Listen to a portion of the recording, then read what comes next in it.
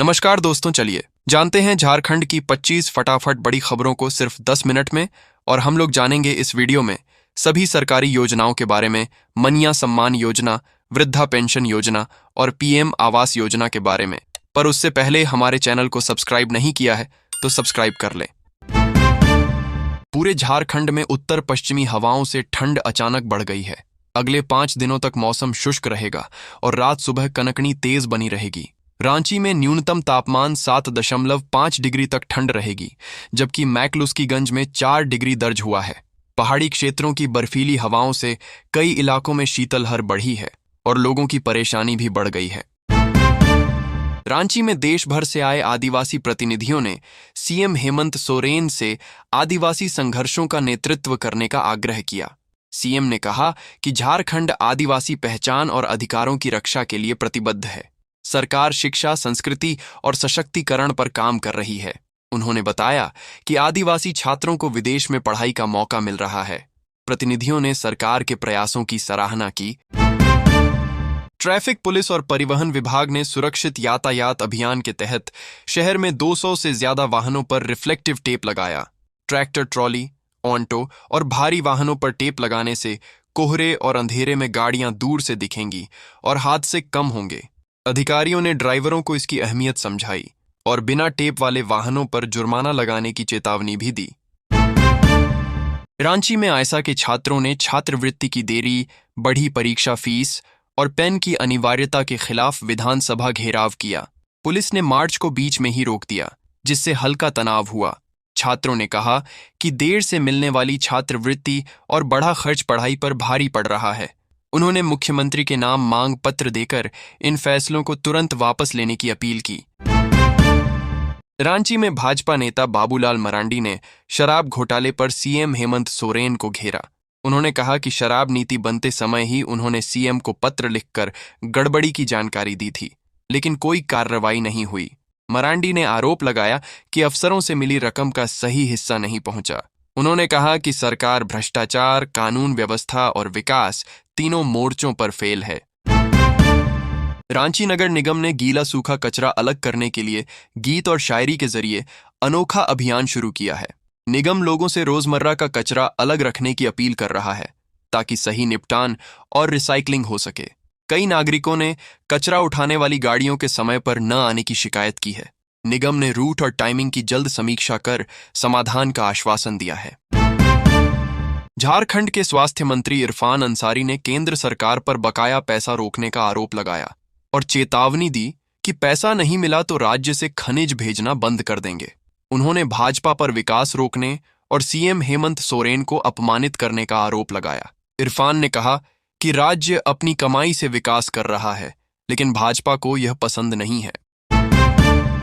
Adra rail मंडल में 8 से 14 दिसंबर तक ट्रैक मरम्मत के कारण कई ट्रेनें अलग अलग तारीखों में रद्द रहेंगी। कुछ ट्रेनों को बीच में ही रोककर चलाया जाएगा और कुछ देर से चलेंगी। पुरुषोत्तम एक्सप्रेस को 3 दिन 30 मिनट रोका जाएगा। रेलवे का कहना है कि इन बदलावों का असर यात्रियों पर पड़ेगा, इसलिए यात्रा से पहले ट्रेन की स्थिति जरूर जांचें। झारखंड सरकार अगले वित्तीय वर्ष में बाल विवाह रोकथाम पर जोर देगी। इस तहत जो 100 पंचायतें बेहतरीन काम करेंगी, उन्हें 2.5 लाख रुपए दिए जाएंगे। बैठक में मानसिक दिव्यांग व्यक्तियों, मैनुअल स्कैवेंजर्स और मानव व्यापार के शिकार महिलाओं, बच्चों के लिए नई योजनाएं शुरू करने पर चर्चा हुई। मैनुअल स्कैवेंजर्स के सर्वे, पुनर्वास, कौशल प्रशिक्षण और सहायता पर भी वार्षिक खर्च का प्रस्ताव है। जमशेदपुर में औलचिकी लिपि के 100 वर्ष पूरे होने पर संथाली भाषा दिवस का समापन समारोह 29 दिसंबर को होगा। इसमें राष्ट्रपति द्रौपदी मुर्मू मुख्य अतिथि रहेंगी और संथाली साहित्यकारों को सम्मान देंगी। कार्यक्रम करणडीह जाहिर थान में होगा। 22 से 29 दिसंबर तक देश के कई राज्यों में संथाली भाषा दिवस मनाया जाएगा। राष्ट्रपति के आगमन को लेकर तैयारी और सुरक्षा बढ़ा दी गई है।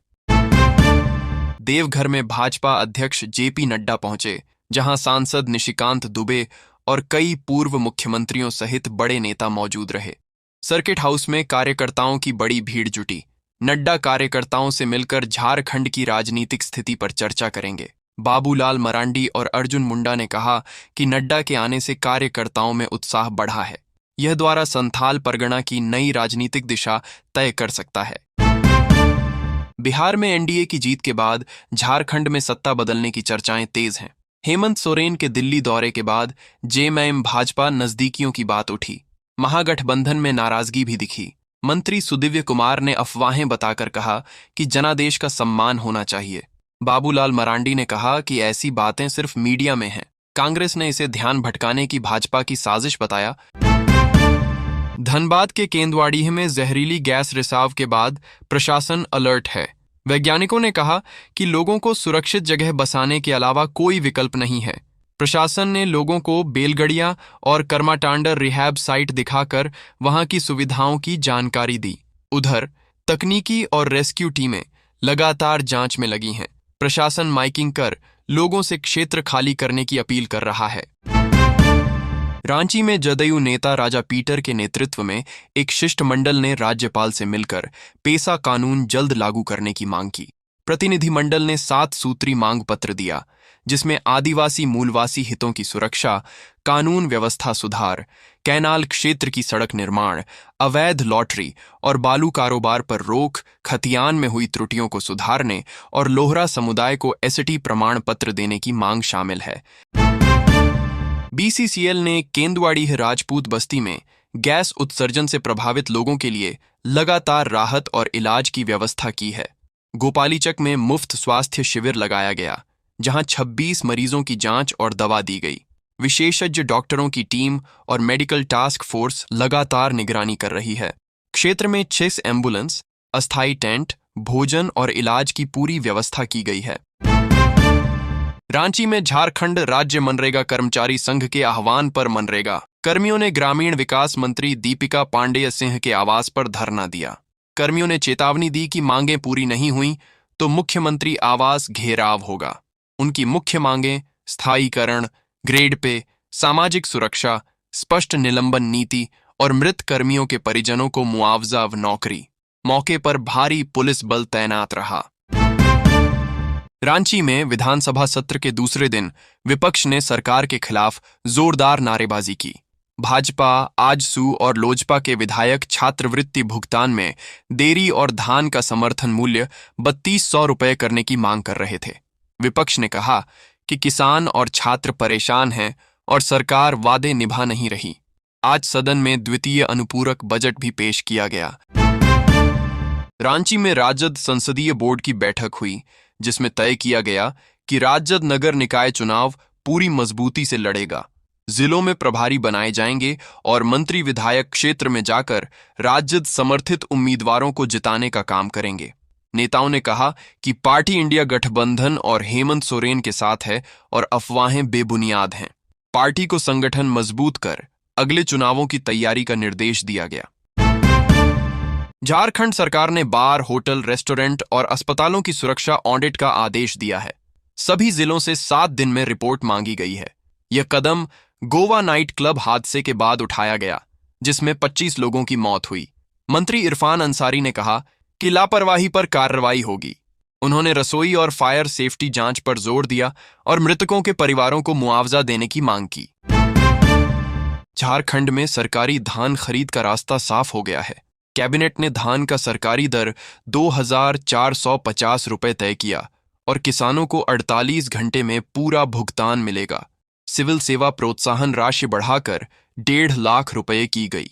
राजकीय मेले की नई गाइडलाइन मंजूर हुई। लातेहार में डिग्री कॉलेज निर्माण को स्वीकृति मिली और कई विभागीय प्रस्ताव भी पास हुए।